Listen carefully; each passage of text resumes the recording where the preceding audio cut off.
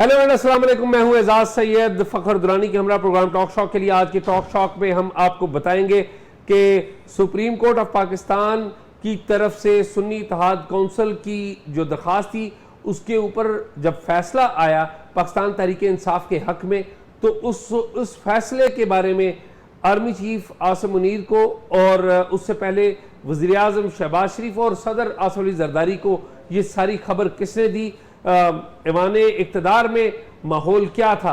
सबसे पहले हम इसके बारे में बात करेंगे, फ़खर दुरानी से हम बात करेंगे कि फ़खर दुरानी इस बारे में क्या राय देते हैं, और फिर एंड पे मैं आपको बताऊंगा कि DGISI जो है उनकी इस सारे मामले से पहले क्या राय थी, और क्योंकि DGISI जो नदीम अंजुम साहब हैं उन्होंने कुछ गुफ्तगू किया है जिसकी कुछ तफसीलात हमारे पास आई हैं।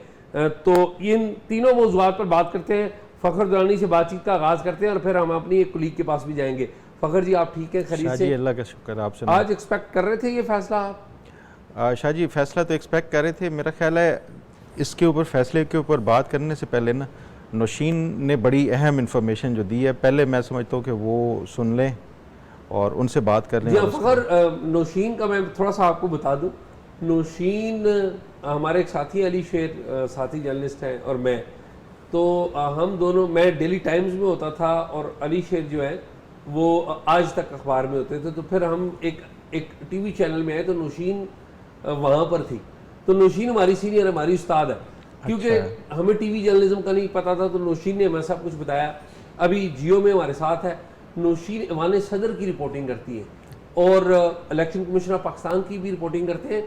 तो नौशीन के पास चलते हैं, क्योंकि जब ये फैसला आया तो नौशीन ऐवान सदर में थी। तो आइए नौशीन के पास चलते हैं। जी नौशीन, बहुत शुक्रिया आपने हमें ज्वाइन किया। नौशीन, ये बताएं कि आज जब सुप्रीम कोर्ट की तरफ से सुन्नी इत्तेहाद कौंसिल की दरख्वास्त पर मखसूस नशिस्तों के बारे में फ़ैसला आया, तो आप दिन 12:30 बजे ऐवान सदर में थी। आज़रबाईजान के सदर आए हुए थे, सदर आसिफ अली जरदारी भी थे। तो कौन कौन था और माहौल क्या था वहाँ पर? काफ़ी हुकूमती वज़रा भी थे, अहम शख्सियात भी थी। बिल्कुल, जब ये फैसला आना था तो 12 बजे के जब करीब वक्त पहुंचा तो हर कोई अपनी घड़ी देख रहा था, जिसके पास घड़ी थी वो। और क्योंकि ज़्यादातर लोगों के पास मोबाइल फ़ोन्स नहीं होते ऐवान सदर में, तो जिन वज़रा के पास थे उनकी तरफ सबकी नज़रें लगी हुई थी। और अता तारड़ और आज़म नज़ीर तारड़ खुसूसी तौर पर एक तवज्जो की मरकज़ बने हुए थे, क्योंकि वो दोनों नज़र रखे हुए थे। और अता तारड़, हमने देखा वो गए, उन्होंने वज़ीर आज़म को पहले इन्फॉर्म किया कि जी बेंच बैठ गए, अब फ़ैसला आने वाला है।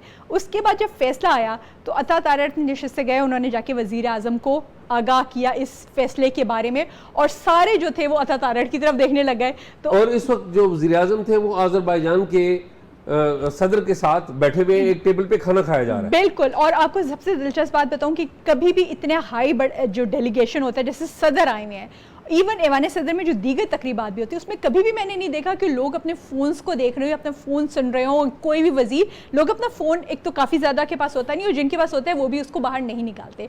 ये बड़ी अनयूजुअल था कि कुछ वज़रा मुस्तकिल अपना फ़ोन सुन रहे थे। उनमें आज़म नज़ीर तारड़ और अता तारड़ जो थे वो मेन फोकस थे, और वो दोनों बैठ के अपना मुस्तकिल फ़ोन सुन रहे थे और वही सबको इन्फॉर्म कर रहे थे। अच्छा, बड़ी दिलचस्प बात थी कि सदर आज़रबाईजान के सदर, हमारे सदर आसिफ अली जरदारी, शहबाज शरीफ, वज़ीर आज़म जो ये साथ बैठे थे, जबकि सामने दूसरी साइड पर ख्वाजा आसिफ जो कि वज़ीर दिफा, उनके साथ बैठे हुए थे आर्मी चीफ।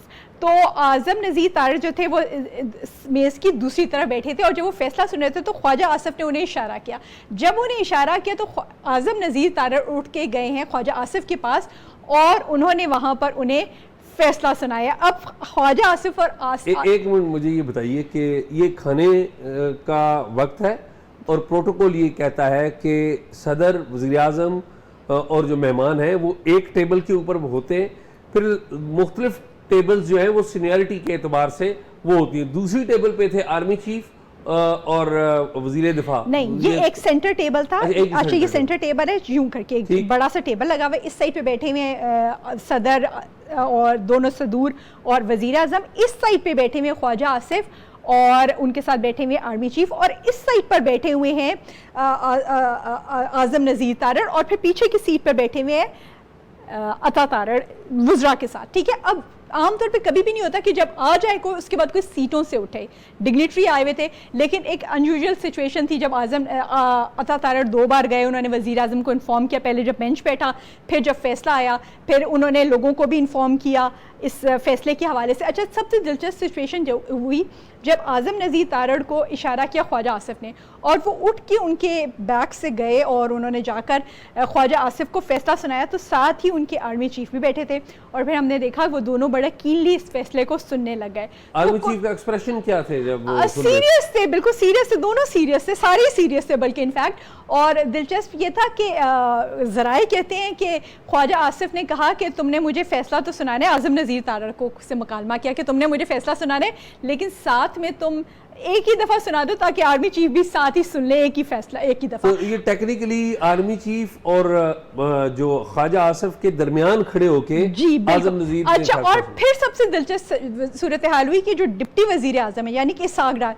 वो भी फ़ौरन अपनी नशिस्त से उठे और वो चले गए और उन्होंने ख्वाजा आसिफ के साथ सुन रहे थे फैसला या वटेवर, इस गुफ्तगू में शामिल हुए।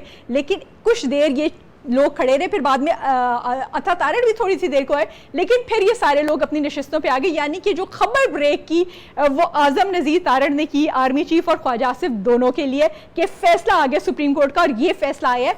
लेकिन एक अनयूजुअल इसलिए डेवलपमेंट थी क्योंकि सारे लोग बार बार मुड़ के अता तारड़ और आज़म नज़ीर तारड़ को देखते थे, और जिन जिन लोगों के हाथ में फ़ोन नज़र आता था तो सबकी नज़रें, क्योंकि एमएनएज और सेनेटर्स भी थे, सबकी नज़रें उनकी तरफ चली जाती थी कि जी क्या फैसला है, इशारा था मतलब क्या फैसला आया। तो जो मेहमान थे अज़रबैजान के सदर, वो भी तो परेशान होंगे, वो भी पूछ रहे होंगे ये फैसला क्या है। वो डेफिनेटली, लेकिन चूंकि वो सदर और वजीर आजम के हमरा बैठे हुए थे और उनको भी समझ तो आ रही होगी कि कोई खलबली मची हुई है, सारे लोग जो है, कोई एक टेंस सा माहौल था, खलबली मची थी, बेचैनी वाली सिचुएशन। सदर आसिफ जरदारी के एक्सप्रेशन क्या थे? बिल्कुल नॉर्मल, क्योंकि सदर वजीर आजम तो बिल्कुल नॉर्मल बैठ के उन्होंने खाना शाना खाया। मैंने देखा एक्सप्रेशन लेस, जिस तरह की सुदूर होते हैं। अच्छा नौशीन, मुझे ये पता है कि DGISI भी वहाँ पर मौजूद थे, और उनकी क्या बातचीत हुई कुछ लोगों के साथ, वो तो मैं अलग से बताऊंगा, वो मुझे पता है। मेरी बात ये दुरुस्त है ना कि DGISI वहाँ पर मौजूद थे? नदीम अंजुम बिल्कुल बिल्कुल DGISI मौजूद थे। उसके अलावा ये मैं प्रोग्राम के आगे बताऊंगा कि DGISI ने क्या कहा, क्योंकि मुझे भी कुछ पता चला कि DGISI ने वहाँ पर कुछ बातचीत की है। लेकिन मुझे ये बताएं कि आप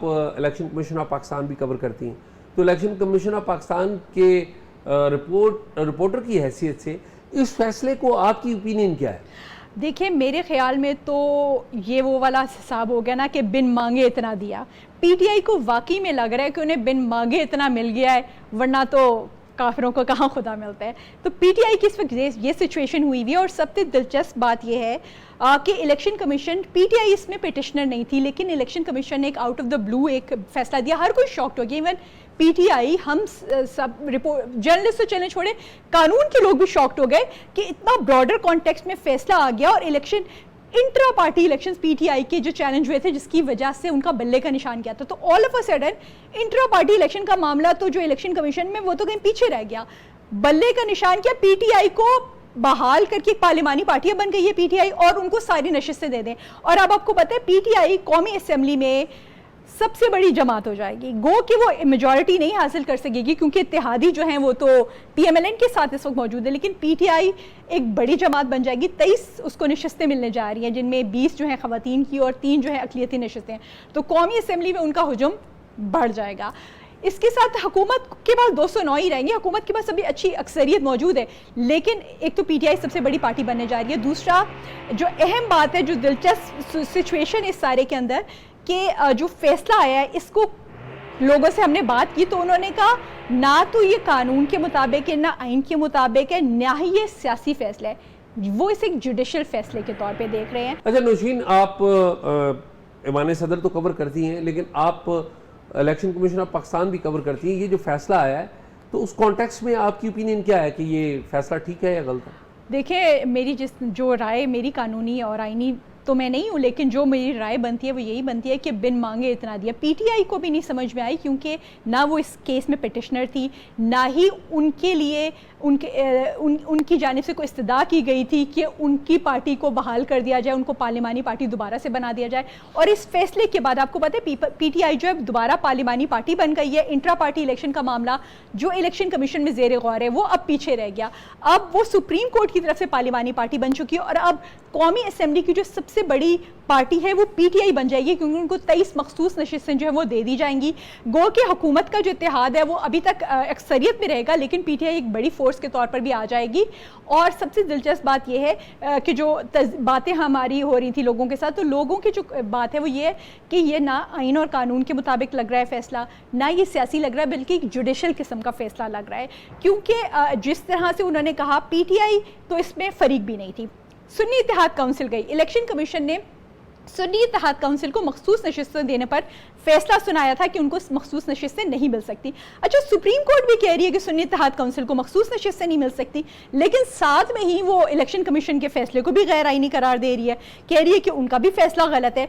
तो अब ये भी समझ में नहीं आता कि इलेक्शन कमीशन का फैसला जो है वो कैसे गलत हो गया, अगर सुप्रीम कोर्ट उसको एक तरफ से इंडोर्स भी कर रही है, दूसरी तरफ से रिजेक्ट भी कर रही है, और सुन्नी इत्तेहाद काउंसिल को सीटें नहीं दे रही, लेकिन सीटें उस पार्टी को दे रही है जो कि इस वक्त तक जिनके पास इंतखाबी निशान ही नहीं था इलेक्शन कमीशन के मुताबिक, क्योंकि इंतखाबी निशान देना इंट्रा पार्टी को देखना इलेक्शन कमीशन का इख्तियार है। तो सुप्रीम कोर्ट ने एक तरफ से इलेक्शन कमीशन का जो काम था वो खुद ही कर दिया, इंट्रा पार्टी का मामला भी इसने हल कर दिया, PTI को सुन्नी इत्तेहाद काउंसिल की बजाय PTI को नशिस्तें दे दी। अब PTI जो है वो प्रॉपर एक पार्लिमानी जमात बन गई है। इसके साथ साथ इलेक्शन कमीशन जो है उसको उन्होंने कह दिया कि आपने हमारे फैसले की गलत तशरीह की थी, जो जनवरी में फैसला आया था जो कि इंट्रा पार्टी इलेक्शन से मुताल्लिक और बल्ले के निशान से मुताल्लिक था। तो इलेक्शन कमीशन तो एक इम्प्लीमेंटेशन वाला इदारा है, उसको तो हुक्म दिया जाता है कि ये करो, और अगर इलेक्शन कमीशन ने सुप्रीम कोर्ट के फैसले की गलत तशरीह की, ठीक है आप समझे, तो अगर उन्होंने गलत तशरीह की तो फिर सुप्रीम कोर्ट ने उस वक्त इलेक्शन कमीशन को तौहीन अदालत का नोटिस क्यों नहीं दिया था कि भाई हमने तो नहीं कहा कि तुम PTI के अरकान को आज़ाद कर दो, तुम हमारे फैसले की गलत तशरीह कर रहे हो। उनको तौहीन अदालत का नोटिस भी नहीं दिया। पूरा 6 महीने गुजर गया और 6 महीने के बाद PTI के लिए भी बड़ा हैरान कुन है कि उनको अब वो नशिस्तें मिल गई हैं जो उन्होंने मांगी भी नहीं थी। अब सबसे बड़ी लूजर तो जी सुन्नी इत्तेहाद काउंसिल हो गई, क्योंकि सुन्नी इत्तेहाद काउंसिल जो मुफ्त में एक पार्लिमानी जमात भी नहीं थी, और ये माना जा रहा है ना कि वो उनके तो आईन में नहीं है कि गैर मुस्लिमों को नशिस्त दी जाएगी, तो वो तो नशिस्तें ले ही नहीं सकती थी। तो अब PTI को पूरा बहाल कर दिया गया, और अब PTI की नशिस्तें जो हैं क्योंकि अब एक पार्टी बन गई है और पार्लियामान में भी आ गई है, और जो अब मज़े की बात है, जो अग्रीव्ड लोग थे, यानी कि जो MNAs जो इस फैसले से हिट हुए हैं क्योंकि मखसूस नशिस्तों पे लोग आ गए थे, उन सारों को भी नहीं सुना गया ना। वो भी देखिए बड़ी तादाद में लोग MNAs बनकर आए थे, उनको फारिग कर दिया आपने। तो मेरी नज़र में, मेरे ख्याल में ये आउट ऑफ द ब्लू एक फैसला था, किसी का भी फोकस इस तरफ नहीं था कि इलेक्शन कमीशन सुप्रीम कोर्ट जो है वो PTI को बतौर एक सियासी जमात के बहाल कर देगी, और ना सिर्फ उनको बहाल कर देगी बल्कि उनको इलेक्शन कमीशन का इंट्रा पार्टी इलेक्शन के मामलात को देखने का, इंतखाबी निशान देने का इख्तियार भी गया। साथ में उनका एक फैसला जो कि बज़ाहिर अब तो सुप्रीम कोर्ट के फैसले में भी कॉन्ट्रडिक्शन नज़र आ रही है कि आया सुन्नी इत्तेहाद काउंसिल को नशिस्तें ना देने का इलेक्शन कमीशन का फैसला दुरुस्त था या गलत। देखिए ये कॉन्ट्रडिक्शन नज़र आ रही है। तो मेरी नज़र के अंदर ये फैसला गो के एक सियासी या जुडिशल नौयत का आप कह लें, लेकिन इस फैसले के को एक बहुत मुतनाज़ फैसला है, और मेरा नहीं ख्याल कि कहा जा रहा है कि सुप्रीम कोर्ट ने जो जनवरी में गलत फैसला दिया था उसको शायद धोने की कोशिश की गई है इसके ज़रिए, लेकिन मेरे ख्याल में गो के PTI जो एक्स्ट्राऑर्डिनरीली अब हैप्पी हो गई है इस फैसले से। लेकिन ये फैसला ऐसा नहीं है जो कि शायद हमारी जो कानूनी तारीख है उसके अंदर कोई बेहतर फैसलों में रिगार्ड किया जाएगा। बहुत शुक्रिया। नौशीन ने तो बड़ी अंदर की बातें बता दी। कुछ बातें मेरे पास भी हैं जो मैंने आप सुन रहे थे ना, मैं तस्दीकी के DGI भी थे, तो वो क्या बातें उन्होंने की वो मैं बताता हूँ, लेकिन मैं आपकी राय चाहूँगा कि फैसले के बारे में आपकी ओपिनियन क्या है। मेरी वैसे ओपिनियन बता दूं मैं या बाद में बताऊं? नहीं, आप पहले बताएं। मैं समझता हूँ कि फैसला ओवरऑल कोई बुरा फैसला नहीं है, अच्छा फैसला है।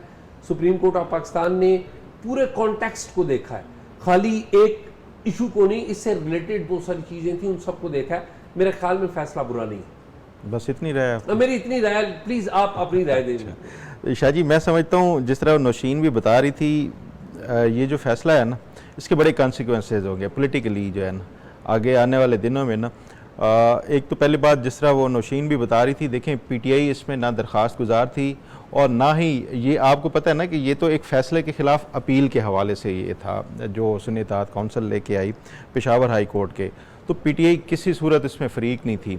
और दूसरी बात इलेक्शन कमीशन ने का जो फ़ैसला था, आज सुप्रीम कोर्ट ने दरअसल जो ये 8 रुकनी जो अक्सरियती फ़ैसला था उसमें जस्टिस मंसूर अली शाह और जो बाकी 7 जजेस थे उन्होंने इलेक्शन कमीशन के फ़ैसले को ना सिर्फ ये अल्ट्रा वायरी करार दिया बल्कि वायलेशन ऑफ जो कॉन्स्टिट्यूशन भी उनको वो किया।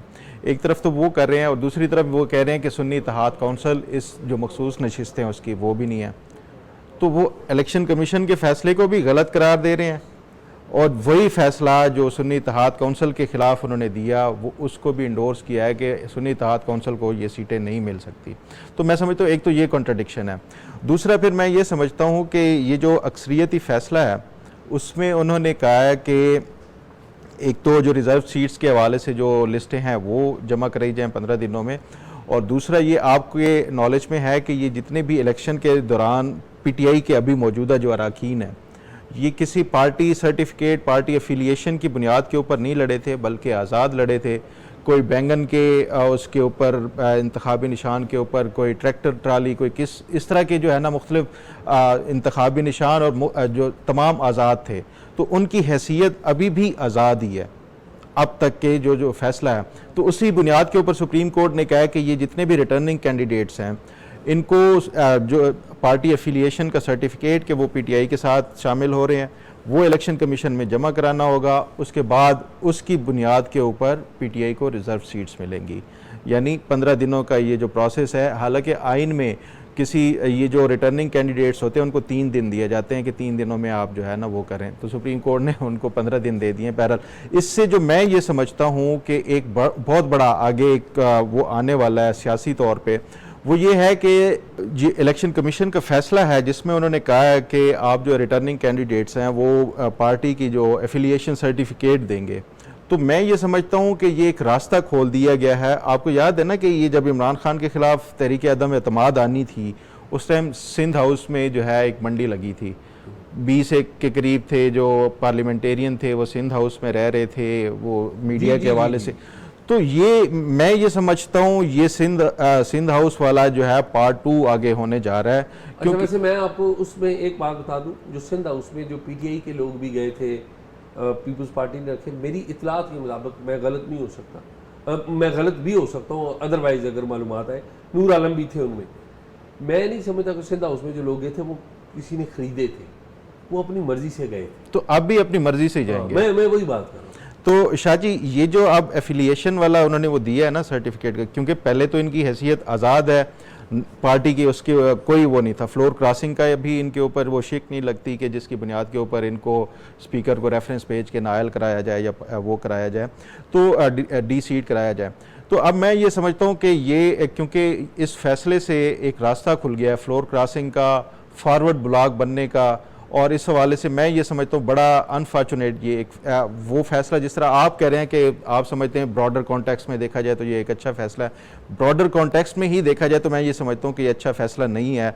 उसकी जो वाज़े तौर पे जो डिस्कशन होती रही, जब ये फैसला जब ये समाअत होती थी उस टाइम सुन्नी इत्तेहाद कौंसिल का, और ये जो प्रोपोर्शनल रिप्रेजेंटेशन है या इस हवाले से ही कि क्या इनको मिल सकती है या नहीं मिल, वो तो सुप्रीम कोर्ट ने रद्द कर ही दिया है कि सुन्नी इत्तेहाद कौंसिल को नहीं मिल सकती। फिर जब ये उन्होंने मान लिया नहीं मिल सकती, तो वो इलेक्शन कमीशन के फैसले को कैसे अल्ट्रा वायरी और अनकॉन्स्टिट्यूशनल वो करार दे सकते हैं। तो मैं ये समझता हूँ कि ये फैसला बजाय इसके कि क्लैरिटी पैदा करने के मामलात में मज़ीद कन्फ्यूजन इससे क्रिएट होगी। और अब जो हुकूमत के पास रास्ता है 15 दिनों में रिव्यू फाइल कर सकते हैं ये हुकूमत जो है। अब क्योंकि अगर रिव्यू फाइल नहीं करेगी, हुकूमत से मुराद मेरा इलेक्शन कमीशन है या इत्तेहादी जमातें अगर वो कोई करना चाहेंगी इस केस के हवाले से, रिव्यू का एक प्रोसेस चल पड़ेगा। हो सकता है कि ये जो 8 रुकनी जज बेंच है वो इसको दोबारा से रद्द कर दे रिव्यू का, या वो उस पर कोई भी वो ना करे। तो मुझे ये लगता है कि इस फैसले से मज़ीद आगे आइनी तौर पे, सियासी तौर पे अब हाम पैदा होंगे और बहरान पैदा होने का मुझे लगता है डर है, और इतनी आसानी से PTI को ये मखसूस नशिस्तें नहीं मिल सकती। अच्छा चले, खैर ये एक राय है, आसानी से तो ज़ाहिर है नहीं मिल सकती थी, इसीलिए ये मामला इतना ज़्यादा बढ़ा। लेकिन अब मैं आता हूँ उस मामले के ऊपर। आप मुझे बताएं क्या बड़ी आपके पास कोई इन्फॉर्मेशन है? हाँ, मेरे पास DGSI के वाले से खबर है। नौशीन जो है, इन्होंने बताया कि आर्मी चीफ को किसने खबर दी और वहाँ पर ऐवान सदर में क्या मीटिंग हुई। मेरे पास खबर ये है कि उस मीटिंग में जहाँ पर नौशीन भी थी, वहाँ पर DGSI भी नदीम साहब मौजूद थे, नदीम अंजम। तो नदीम अंजम साहब को कुछ लोगों ने घेर लिया। तो नदीम अंजम साहब, ज़ाहिर है एक गपशप जब हो रही होती है, उन्होंने कहा जी हमें पता है सारी चीज़ें, और ये याद रखें खाने से फैसला आने से पहले की गुफ्तगू है। तो उन्होंने कहा कि जी हमें सारी चीज़ों का पता है कि क्या हो रहा है, और हमें ये भी पता है मुल्क की समत क्या है। तो वो कह रहे थे कि मुल्क की समत बिल्कुल दुरुस्त है, और आप देखें कि मुल्क तरक्की की राह पर गामजन है। आज़रबाईजान के आज सदर आए हैं, तो UAE और सऊदी अरब की क़यादत भी, वो भी जल्द पाकिस्तान आएगी, और चीज़ें जो है ना वो ख़राबी की समत में नहीं है, ये दुरुस्त समत में है। तो हमें जो चीज़ों का इदराक है, ये मोटी बात उन्होंने कही। And he was looking quite confident कि जी चीज़ें जिस तरह के एक होता है ना कि कंट्रोल में है, या सब कुछ डैशबोर्ड के ऊपर सामने मौजूद है और बंदा गुफ्तगू कर रहा है। तो ये बात उन्होंने की। कुछ लोगों ने बात की कि जी कोई मसला तो नहीं होगा। उन्होंने कहा नहीं, कोई मसला नहीं होगा, मुल्क जो है इस्तेकाम और दुरुस्त की तरफ बढ़ रहा है। फिर किसी ने कहा कि सर कोई आपके बारे में भी खबरें चल रही थी, याद है मैंने कहा था कि शायद वाशिंगटन में आपने कहा आगे पीछे जाए। तो उन्होंने कहा देखें जी अफवाहें तो अफवाही होती हैं ना, मैं उसके ऊपर क्या बात करूं। तो खैर ये उन्होंने पॉइंट ऑफ व्यू दिया। अच्छा शाह जी, एक मैं भी खबर आपके साथ शेयर करना चाहता हूँ। ये आपके नॉलेज में है ना कि जो चीफ जस्टिस हैं काजी फ़ायज़ ईसा, इनके ख़िलाफ़ काफ़ी अरसे से एक प्रोपेगेंडा किया जा रहा था कि एक्सटेंशन की वजह से ये सुन्नी इत्तेहाद काउंसिल को सीटें नहीं देंगे और ये सीटें जो है हुकूमती इत्तेहाद को देंगे। उनकी 2/3 मेजॉरिटी आएगी, उसके बाद आइन में तरमीम की जाएगी, फिर चीफ जस्टिस के टेन्योर में इजाफा किया जाएगा। ये प्रोपेगेंडा सिर्फ PTI नहीं, फिर हमारे जो सहाफ़ी दोस्त हैं उन्होंने भी वो फैलाया हुआ था। जो मेरी इतलात हैं, जो चीफ जस्टिस काजी फ़ायज़ ईसा हैं, इन्होंने अटॉर्नी जनरल के ज़रिए मई में, आज से यानी 2-3 माह पहले, हुकूमत को पैगाम भिजवाया, हुकूमत से मुराद वज़ीर आज़म को, कि वो कोई एक्सटेंशन ना लेंगे और ना इस हवाले से कोई इंटरेस्टेड हैं। तो ये एक्सटेंशन वाला मामला ये जो है ना, ये तमाम जुडिशरी के अंदर भी क्लियर था कि वो नहीं ले रहे और ना ही कोई इंटरेस्टेड हैं, और सहाफ़ियों को भी कुछ को जो है ना ये इस हवाले से पता था, लेकिन उसके बावजूद भी जो है ना ये प्रोपेगेंडा चलता बस यार ये प्रोपेगेंडा तो आपको पता है होता ही है।